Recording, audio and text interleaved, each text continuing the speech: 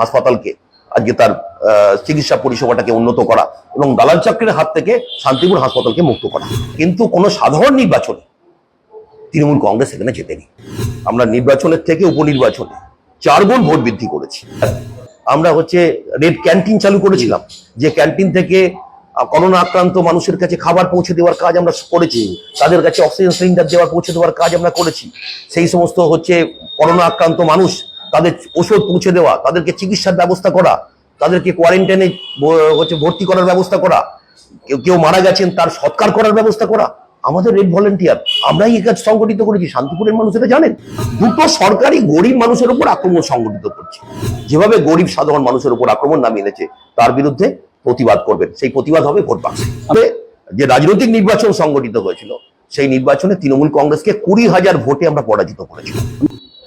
সারা পশ্চিমবঙ্গের বামপন্থীদের কি অবস্থান, কি পরিস্থিতি এবং কোথায় দাঁড়িয়ে বামপন্থীরা, এটা প্রশ্নের অবশ্যই আলোচনার মধ্যে আছে।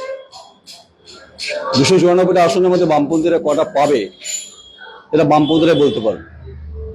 সারা বাংলায় ঘুরছি এবং শান্তিপুরের মানুষের সমর্থন পেয়েছিলাম। গ্রাম শহর নিয়ে প্রায় 40,000 মানুষ আমাদেরকে সমর্থন জানিয়েছিলেন নির্বাচনে। আর এবারে নির্বাচনে শান্তিপুরের যেভাবে মানুষের সাড়া পাচ্ছে, মানুষ তৃণমূলকেও দেখেছেন, বিজেপিকেও দেখেছেন। কারণ এখানে যিনি বিজেপির সাংসদ আছেন, তাকেও শান্তিপুরের যে তাঁত শিল্প, শান্তিপুর নয়, শান্তিপুরের সঙ্গে আমাদের ফুলিয়া আছে, আমাদের গ্রামীণ এলাকা আছে, আমাদের পাশে নবদ্বীপ আছে, রানাঘাট আছে। এই যে তাঁত শ্রমিক অধ্যুষিত বিস্তীর্ণ শান্তিপুর, তার পাশাপাশি যে বিস্তীর্ণ এলাকা, তাঁতের কাজের সঙ্গে যুক্ত মানুষ, এই তাঁত শিল্পের উপর যে আক্রমণ হস্তচালিত তাঁত, তার উপর আক্রমণ নেমে এলো। অসংখ্য তাঁত কারখানা বন্ধ হয়ে গেল। তাঁত শ্রমিক পরিযায়ী শ্রমিকে পরিণত হলেন। এবং এখানে দাঁড়িয়ে কেন্দ্র সরকার, রাজ্য সরকার, দুটো সরকারের ভূমিকা থাকা দরকার ছিল। আমরা দেখিনি যে শান্তিপুরের এই যে রানাঘাট তপশিলি লোকসভা কেন্দ্রের সাংসদ, তাকে কোনোদিন দেখিনি লোকসভায় দাঁড়িয়ে এই দুর্দশাগ্রস্ত তাঁত শিল্পের সমস্যা, সেটা লোকসভার অভ্যন্তরে তুলে ধরতে। বা আমরা দেখিনি যে বিধায়ক, শান্তিপুরের বিধায়ক, তৃণমূলের বিধায়ক কোনোদিন বিধানসভায় দাঁড়িয়ে এই তাঁত শিল্পীদের জীবন যন্ত্রণার কথা তুলে ধরলেন, শিল্পটাকে বাঁচাবার জন্য তারা কোনো ভূমিকা গ্রহণ করলেন। আমরা দেখিনি। আমরা দেখলাম সরকারের পক্ষ থেকে এই সময় তাঁত বিলি করা হলো। যখন তাঁত বন্ধ হয়ে যাচ্ছে, যখন তাঁত কারখানা গুলো শ্রমিকরা তারা কাজ পাচ্ছে না, যারা শ্রমিকের মজুরি কমছে, তাতে আজকে সেই সময় দাঁড়িয়ে রাজ্য সরকার তাঁত বিলি করবার সিদ্ধান্ত নিলেন। এবং এই তাঁতি সাথী বলে একটা প্রকল্প চালু করলো রাজ্য সরকার। এই যে তাঁতি সাথী প্রকল্পে আমলা আর তৃণমূলের নেতাদের পকেট পড়লো, শান্তিপুরের তন্তুজীবী মানুষের কিছু হয়। বেশ, আপনি শিক্ষার ক্ষেত্রে লিখেছেন, এখানে শিক্ষা ভুলণ্ঠিত হয়েছে বারবার পশ্চিমবঙ্গে বিগত 15 বছর ধরে। সেটা আপনার অভিজ্ঞতা আছে, আমার অভিজ্ঞতা আছে। যেহেতু আপনি রাজনৈতিক দৃষ্টিকোণ দিয়ে দেখছেন, আমি আমার সাংবাদিকতার চোখ দিয়ে দেখছি। সিন্ডিকেট রাজ চলছে কলেজ বিশ্ববিদ্যালয়গুলোতে। শান্তিপুরে যে হিতগৌরব ছিল ইতিহাসের ক্ষেত্রে, বিভিন্ন ক্ষেত্রে, পড়াশোনার ক্ষেত্রে যে মানোন্নয়ন ছিল, তা কার্যত শাসক দলের করাল গ্যাসে বন্দী হয়েছে। এবং শান্তিপুরে যে বহুত্ববাদের ব্যাপার ছিল, সেটা কার্যত হারিয়েছে। এবং নির্বাচন তো সেটা হচ্ছে না। তো শান্তিপুর কলেজকে নিয়ে হিতগৌরব ফেরানোর কথা ওরা বলছে ঠিকই, বামপন্থীরা যেটা বড় চ্যালেঞ্জ, যেটা হিতগৌরব ফেরানোর ক্ষেত্রে আপনাদের বামপন্থীর যে পশ্চিমবঙ্গের শিক্ষার ব্যবস্থাকে দেওয়া একটা গুরুত্বপূর্ণ ভূমিকা নিয়েছিল। শান্তিপুর কলেজ দেখলে কষ্ট লাগে না এই ঘটনা দেখলে? আমরা আমাদের সময়ে, বামফ্রন্ট সরকারের সময়ে নতুন নতুন কোর্স চালু হয়েছিল এবং সেই সময় দাঁড়িয়ে কলেজের আজকে উন্নয়নের কাজ, তার আমরা আমাদের সময় দাঁড়িয়ে সংগঠিত হয়েছে। কিন্তু আজকে দাঁড়িয়ে কলেজে ছাত্র সংখ্যা কমছে এবং কলেজকে কেন্দ্র করে যেভাবে আজকে দুর্বৃত্তায়ন চলছে, আজকে ছাত্র সংসদ নির্বাচন বন্ধ করে রেখেছে এবং দুর্বৃত্তরা কলেজের দখল দিয়েছে। কলেজকে কেন্দ্র করে লুটপাট চলছে এবং সেখানে দাঁড়িয়ে শিক্ষার পরিবেশটাই আজকে আক্রান্ত। ফলে আমরা আগামী দিনে শান্তিপুরের মানুষ আমাদেরকে নির্বাচিত করলে আজকে আমরা শান্তিপুরের কলেজের সামগ্রিক যে উন্নয়ন, শিক্ষার উন্নয়ন থেকে শুরু করে নতুন নতুন কোর্স চালু করা থেকে শুরু করে সেই কাজ আমরা সংগঠিত করব। এটা এই লড়াই আমরা সংগঠিত করছি। একদিকে দাঁড়িয়ে কলেজকে কেন্দ্র করে যেমন আজকে দুর্বৃত্তায়ন চলছে, বহিরাগত মস্তানরা কলেজের দখল নিয়েছে, তার হাত থেকে সাধারণ ছাত্রছাত্রীদের কলেজ গড়ে তোলার লড়াই যেমন আমরা সংগঠিত করছি। আবার হচ্ছে এই কলেজের উন্নয়নের কাজ, সেই কাজকে এগিয়ে নিয়ে যাওয়ার ক্ষেত্রে আমরা ভূমিকা পালন করবো। আসলে বাঘ সবসময় রক্তের স্বাদই খোঁজে। তো আপনারা অনেকদিন ক্ষমতায় নেই শান্তিপুরের ক্ষেত্রে, কারণ এরা আপনার আগে বিজয়বাবু, তার আগে অরিন্দম ভট্টাচার্য, তার আগে হচ্ছে অজয় দে, দীর্ঘদিন বহুদিন আপনারা এই জায়গায় নেই, অন্তত রাজনৈতিক লড়াইয়ের ক্ষেত্রে নেই। তো এই শহরটা খুব চেনা, আপনারও চেনা, আমারও চেনা। আমার একটা বেশি আমি যে দেখলাম আস্তে আস্তে এক তো টোটো দৌরাত্ম বেড়েছে। আমি বলছি না জীবন জীবিকার প্রশ্নে ওদের কোনো ওদের ক্ষতিগ্রস্ত, কিন্তু টোটো রুট হওয়া উচিত। গ্রামের টোটো, শহরের টোটো কার্যত অবরুদ্ধ করে দিচ্ছে শান্তিপুর শহরকে, যার জন্য সৌন্দর্য, অবশ্যই সৌন্দর্যের ক্ষেত্রে সমস্যা রয়েছে। এইটা তো একটা গুরুত্বপূর্ণ সমস্যা, অ্যাকিউট প্রবলেম এটা। শহর গ্রামে টোটো ঢুকে পড়ছে, বিনা লাইসেন্সে ঢুকে পড়ছে। হ্যাঁ, যাতায়াত ব্যবস্থার উন্নতি করতে হবে, শহরকে গতিশীল করতে হবে, কিন্তু তা বলে এই নয় যে টোটো শ্রমিকদের পেটে লাথি মারতে হবে। এবং হচ্ছে আমরা দেখলাম যে রাজ্য সরকার তারা সরকারি ফতোয়া জারি করে শুধুমাত্র টোটো গণনা করবার জন্য টোটো শ্রমিকদের কাছ থেকে 1720 টাকা করে হচ্ছে চার্জ ধার্য করেছে। আমরা বলেছিলাম টোটো সার্ভে আপনি করুন, টোটো সমীক্ষা হোক, রেজিস্ট্রেশন হোক, তাতে আমাদের আপত্তি নেই, কিন্তু সেই রেজিস্ট্রেশন হবে ফ্রিতে, বিনামূল্যে সরকারকে রেজিস্ট্রেশন করতে হবে। কিন্তু সরকার টোটো শ্রমিকদের উপর চাপ দিয়ে রেজিস্ট্রেশন ফিজ আদায় করতে চেয়েছিল। তার বিরুদ্ধে আমরা প্রতিবাদ করেছি।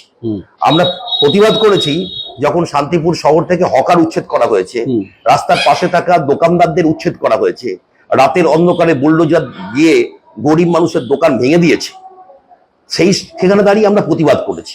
আমরা বলেছি আগে পুনর্বাসন দাও, পুনর্বাসনের ব্যবস্থা করো। সরকারের যে কর্মসাথী প্রকল্প আছে, কোথায় গেল কর্মসাথী প্রকল্প? আমরা দেখেছিলাম শান্তিপুর পৌরসভা শুধুমাত্র এই তালিকাভুক্ত করেছিল, তালিকা একটা তৈরি করেছিল, যারা রাস্তার পাশে থাকা দোকানদারদের তালিকা তৈরি হয়েছিল, কিন্তু আজ পর্যন্ত একজনও পুনর্বাসন পায়নি। এই ফলে হচ্ছে আজকে টোটো শ্রমিকরা আক্রান্ত হচ্ছেন, আবার হচ্ছে আক্রমণ নামিয়ে এনেছে রাজ্যের সরকার, আর হচ্ছে আজকে হকার বন্ধু ক্ষুদ্র ব্যবসায়ীদের উপর আক্রমণ নামে। একদিকে যেমন রাজ্য সরকারের আক্রমণ, অন্যদিকে আমরা দেখছি রেল স্টেশনকে আধুনিকীকরণের নামে হকারদের উপর আক্রমণ সংগঠিত করছে কেন্দ্র সরকার, রেল দপ্তর। ওখানেও আমরা বলেছি যে পুনর্বাসন দিতে হবে, কিন্তু রেলের প্রচুর জমি পড়ে আছে, সেই জমিতে পুনর্বাসনের ব্যবস্থা হচ্ছে না। দুটো সরকারি গরিব মানুষের উপর আক্রমণ সংগঠিত করছে, শ্রমজীবী মানুষের উপর আক্রমণ সংগঠিত করছে। উন্নয়ন মানে তো এই নয় গরিব মানুষকে উপর পেটে লাথি মেরে উন্নয়ন। উন্নয়ন হবে সামগ্রিক উন্নয়ন, ফলে সেই উন্নয়নের সঙ্গে মানুষকে যুক্ত করতে হবে। ফলে গরিব মানুষ, তাদেরকে বিকল্প কর্মসংস্থানের ব্যবস্থা করে দিতে হবে, তাদেরকে পুনর্বাসন দিতে হবে। পুনর্বাসন ছাড়া আমরা চাই উন্নয়ন, কিন্তু পুনর্বাসন ছাড়া উন্নয়ন হবে না। আসলে পুনর্বাসন দেওয়ার ব্যবস্থা করতে হবে, এই দাবিটাই হচ্ছে আমাদের প্রধান দাবি। ফলে আমরা রেল দপ্তরের কাছে যেমন দাবি জানিয়েছি পুনর্বাসন করতে হবে, সেখানে দাঁড়িয়েও আমরা প্রতিবাদ করেছি, লড়াই করেছি, সেই লড়াই আমরা আজও আছি। আবার হচ্ছে টোটো শ্রমিকদের উপর আক্রমণ আমরা বিনামূল্যে করতে হবে, আমরা করতে দেবো না। ফলে হচ্ছে সেই লড়াই আমরা আছি। সরকারি ফতোয়াকে উপেক্ষা করে 92% টোটো শ্রমিক আমাদের সঙ্গে আছে। আমরা দাবি করছি যে শতকরা, আমরা যা খবর পেয়েছি, শতকরা 8% শ্রমিক তারা রেজিস্ট্রেশন করেছে, টোটো যা সংখ্যা আমাদের আছে, আর বাকি 92% শ্রমিক আমাদের সঙ্গে আছেন।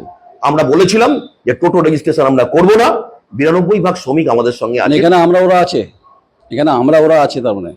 হ্যাঁ, ওদের তৃণমূলের শ্রমিক সংগঠন থাকা সত্ত্বেও তৃণমূলের শ্রমিকরাই তো আমাদের সঙ্গে আছে। আমার একটা প্রশ্ন ছিল, তৃণমূলের শ্রমিক সংগঠনের হচ্ছে সদস্য হয়েছে, এবং তাদের উপর তৃণমূলের যে জুলুম, সরকারের যে জুলুম, ফলে তারা তো আমাদের সঙ্গে এসছে। বেশ, আমি অপারেশন সানশাইনে যাচ্ছি না, তিনি প্রয়াত সুভাষ চক্রবর্তী, আমরা মনে আছে প্রত্যেকে। পশ্চিমবঙ্গে যে পরিস্থিতি শুধু শান্তিপূর্ণ নয়, যে হকার উচ্ছেদ সারা বাংলা জুড়ে হয়েছে। মাঝখানে চললো 26শে জুন নবান্নে সভাঘর থেকে অ্যানাউন্স করলেন, চোখের জলের অনেকে দেখেছি, কানতে দেখেছি। ভেন্ডিং আর নন ভেন্ডিং এর বিষয় আছে, এবং এটা হাইকোর্টে মামলা আছে যে পুনর্বাসন না করে হকার উচ্ছেদ করা যাবে না, আমি যদি কিছু ভুল না বলে থাকি। সেটা সরকার মানল না, যদিও সরকার কোনো আইনই মানতে চান না, এটা আপনারা দাবি করেন না, আর আমাদের অবজারভেশন না বলাই ভালো। এই যে পুনর্বাসন বিষয় থেকে সরকার সরে গেল, আপনারা বলছেন পুনর্বাসন দিতে হবে, রেলকেও বলছেন, সরকারকেও বলছেন, এটা বামপন্থীদের স্লোগান, বামপন্থীর দাবি এটা, যেহেতু হাইকোর্টে মামলা চলছে, দিতে বাধ্য। সরকার ডাইলুট করছে কেন? আমরা তো লড়াই করছি, মানুষের পাশে আছি, মানুষের অধিকারের জন্য লড়াই করছি। এই যে মানুষগুলো তারা চোখের জল ফেলছে, তাদের পেটের ভাত কেড়ে নিল হচ্ছে রাজ্য সরকার, কেন্দ্র সরকার, সেই মানুষের পাশে দাঁড়িয়ে আমরা লড়াই সংগঠিত করছি।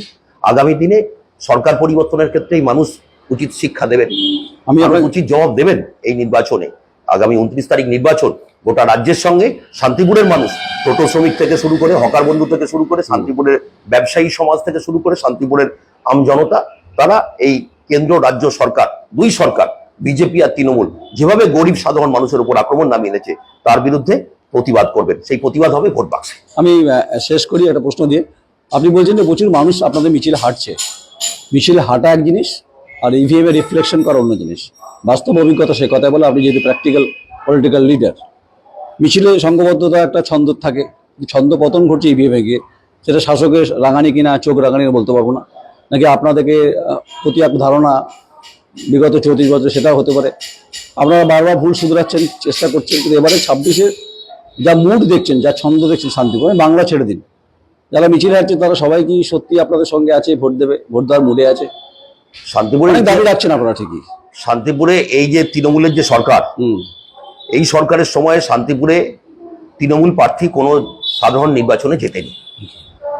যে বিগত 15 বছর শান্তিপুরে দুটো উপনির্বাচনে তৃণমূল কংগ্রেস জিতেছে শান্তিপুরে, সেটা 2014 সাল এবং 2021 সাল। এই দুটো উপনির্বাচনে তৃণমূল কংগ্রেস জেতে, জানেন উপনির্বাচন সরকারের ফেভারে হয় একদম, ফলে সেখানে দাঁড়িয়ে কিন্তু কোনো সাধারণ নির্বাচনে তৃণমূল কংগ্রেস এখানে জেতেনি, তৃণমূল কংগ্রেস পরাজিত হয়েছে। 2016 সালের হচ্ছে যে শান্তিপুরে দাঁড়িয়ে যে লড়াই হয়েছিল, সেই লড়াইয়ের নেতৃত্ব দিয়েছিল শান্তিপুরের আম জনতা জানে, শান্তিপুরের মানুষ জানে। সেই লড়াই হয়েছিল সিপিআইএম পার্টিকে সামনে রেখে। কংগ্রেসের প্রার্থী এখানে নির্বাচিত হয়েছিল। তৃণমূল কংগ্রেসকে আমরা, বাম কংগ্রেস আসন সমঝোতা হয়, কংগ্রেসের প্রার্থী হয়, কংগ্রেসের এখানে দুর্বল সংগঠন, কিন্তু মূলত হচ্ছে মুখ্য ভূমিকা ছিল সিপিআইএম এর।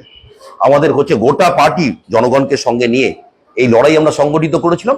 শান্তিপুরে যে রাজনৈতিক নির্বাচন সংগঠিত হয়েছিল, সেই নির্বাচনে তৃণমূল কংগ্রেসকে 20,000 ভোটে আমরা পরাজিত করেছিলাম। আপনি আরেকটা ইস্যু লিখেছেন, মানে হচ্ছে শান্তিপুরে দাঁড়িয়ে এই লড়াই, আমরা লড়াইয়ের ময়দানে আছি। আমি আরেকটা তথ্য দিতে চাই যে গত উপনির্বাচনে আমরা নির্বাচনের থেকে উপনির্বাচনে 4 গুণ ভোট বৃদ্ধি করেছি। যখন হচ্ছে কংগ্রেসের প্রার্থী আমাদের গত নির্বাচনে হয়েছিল এখানে, সেই সময় দাঁড়িয়ে আমাদের ভোট ছিল প্রায় 10,000-এর কাছাকাছি। আমরা হচ্ছে 4 মাসের মাথায় যখন উপনির্বাচন হলো, সেই ভোটটাকে আমরা 4 গুণ বৃদ্ধি করে 40,000 জায়গায় পৌঁছেছি। মানে এবারের ভোটে এই ভোটটা দ্বিগুণ হতে পারে। 40,000 ভোট 80,000 ভোট হওয়ার জায়গা আছে, আরো বেশি হওয়ার জায়গা আছে। মানুষ ঠিক করবেন। আমরা মানুষের প্রতি ভরসা রাখি, আমরা মানুষের প্রতি আমাদের যথেষ্ট ভরসা আছে। শান্তিপুরের মানুষ সঠিক সময় সঠিক সিদ্ধান্ত নেবেন। শান্তিপুরের মানুষ তৃণমূলকেও দেখেছেন, বিজেপিকেও দেখেছেন। এই দুয়ের বিরুদ্ধে শান্তিপুরের মানুষ রায় দেবে, তৈরি হয়ে আছেন রায় দেওয়া। 4% থেকে 8% বৃদ্ধি হবে। আমি শেষ করি। আপনি স্বাস্থ্য ব্যবস্থার কথা লিখেছেন বোধহয়, এখানে নেই দেখছি। শান্তিপুরে যে সরকারি হাসপাতাল, এখানে কুকুরে কামড়ালে, সারমেয়ে কামড়ালে ওষুধ ইঞ্জেকশন পাওয়া যায় কিনা বলতে পারবো, আপনি বলতে পারবেন। যদি শিয়ালে কামড়ায় তাতেও ইঞ্জেকশন পাওয়া যায় কিনা বলতে পারবো না, আর সাপে কাটলে পাওয়া যায় কিনা বলতে পারবো না। ফলে রেফার টু কল্যাণী এইমস, নাহলে রেফার টু কলকাতা। যদি জিতে আসেন আপনি, এই সার্বিকভাবে যে স্বাস্থ্য পরিষেবার ক্ষেত্রে শান্তিপুরে এর বেহাল দুর্দশাকে পরিবর্তনের ক্ষেত্রে আপনার ভূমিকা, আপনার দলের ভূমিকা? আমরা মানুষের পাশে ছিলাম। এই দেখছেন আমাদের অক্সিজেন সিলিন্ডার, আপনি দেখুন, আপনার ক্যামেরাম্যানকে দেখানোর জন্য বলবো, সিপিএম পার্টি অফিস থেকে অক্সিজেন সিলিন্ডার দেওয়া হয়। আমরা একদম করোনা সংক্রমণ জনিত পরিস্থিতি, যখন গোটা দেশ লকডাউনে, সরকারের মুখদের যারা সাংসদ, বিধায়ক, কাউন্সিলর, তাদের খুঁজে পাওয়া যাচ্ছে না, তাদের দরজা বন্ধ করে দিয়েছে। জনগণ কোথায় যাবে? ফলে সেই করোনা আক্রান্ত মানুষের পাশে দাঁড়িয়েছিলাম আমরা শান্তিপুরে, আমাদের পাশেই কীর্তিবাস জনকল্যাণ কেন্দ্র, এখানে হচ্ছে আমরা রেড ভলেন্টিয়ার, আমরা হচ্ছে রেড ক্যান্টিন চালু করেছিলাম, যে ক্যান্টিন থেকে করোনা আক্রান্ত মানুষের কাছে খাবার পৌঁছে দেওয়ার কাজ আমরা করেছি, তাদের কাছে অক্সিজেন সিলিন্ডার পৌঁছে দেওয়ার কাজ আমরা করেছি। সেই সমস্ত হচ্ছে করোনা আক্রান্ত মানুষ, তাদের ওষুধ পৌঁছে দেওয়া, তাদেরকে চিকিৎসার ব্যবস্থা করা, তাদেরকে কোয়ারেন্টাইনে হচ্ছে ভর্তি করার ব্যবস্থা করা, কেউ মারা গেছেন তার সৎকার করার ব্যবস্থা করা, আমাদের রেড ভলেন্টিয়ার, আমরাই এই কাজ সংগঠিত করেছি। শান্তিপুরের মানুষ এটা জানেন। ফলে সেই সময় তৃণমূলকে খুঁজে পাওয়া যায়নি। এখানে আজকে যারা ভোট ভিক্ষা চাইছে, মানুষের দ্বারে দ্বারে যাচ্ছে, কোথায় ছিলেন তারা? তৃণমূল কোথায় ছিল? বিজেপি কোথায় ছিল সেই সময় তো তাদের খুঁজে পাওয়া যায়নি। ফলে হচ্ছে আজকে শান্তিপুরে দাঁড়িয়ে হাসপাতাল, আমরা দীর্ঘদিন হচ্ছে হাসপাতালের যে আজকে বেহাল অবস্থা, আজকে হচ্ছে মানুষ সামান্য হচ্ছে অসুস্থতা নিয়ে হচ্ছে হাসপাতালে গেলে তার চিকিৎসা পরিষেবা পান না। এবং হচ্ছে সেইটা নিয়ে হচ্ছে আমরা বারে বারে হচ্ছে লড়াই সংগঠিত করেছি, বারে বারে হচ্ছে আমরা দাবি জানিয়েছি, কিন্তু আজ পর্যন্ত তা কার্যকরী হয়নি। আগামী দিনে হচ্ছে আমরা এই লড়াই আমাদের শান্তিপুরে যদি মানুষ আমাকে বিধায়ক হিসেবে নির্বাচিত করেন, অন্যতম কাজ থাকবে যে হচ্ছে শান্তিপুরে দাঁড়িয়ে হচ্ছে ওই শান্তিপুর হাসপাতালকে আজকে তার চিকিৎসা পরিষেবাটাকে উন্নত করা এবং দালাল চক্রের হাত থেকে শান্তিপুর হাসপাতালকে মুক্ত করা। আপনার সঙ্গে 4 মে দেখা হবে, যে লাল আবির উঠছে কিনা দেখার আছে। আর আমি উত্তরীয় পড়ে আছি, শান্তিপুরে দাঁড়িয়ে আমরা জিতবো। বেশ, সময় বাত বাতা দেंगे, সময়টা গুরুত্বপূর্ণ। একদম একদম একদম, সময় কারোর জন্য বসে থাকে না। একদম 4% সি বৃদ্ধি হয়েছে, এটা 8% হতে পারে। সেটা সময়, পরিস্থিতি, পরিবেশ 4 গুণ 4 গুণ বা 8 গুণ বা 10 গুণ 12 গুণ। সোমেনবাবু বললেন সময় বলবে ভাগীরথীর স্রোতের মতো ঘুরপাক খায় কিনা, বামপন্থীরা আছে কিনা শান্তিপুরে। এখন থেকে প্রেডিকশন করা যাবে না, আমি তো জ্যোতিষ নই, সাংবাদিক হিসাবে আমি তো বলতে পারি না জিতবেন উনি আশাবাদী। আশাবাদী মানুষ কিনা সেটা সময় বলে দেবে। ইভিএম বটমটা যখন কাস্তে অথরিটি দেবে তিনি পরিষ্কার হয়ে যাবে। সঙ্গে থাকুন। নমস্কার, নয়ন রায়, আমার চিত্র সাংবাদিক সবিত দফাদার। নমস্কার। নমস্কার, শান্তিপুর।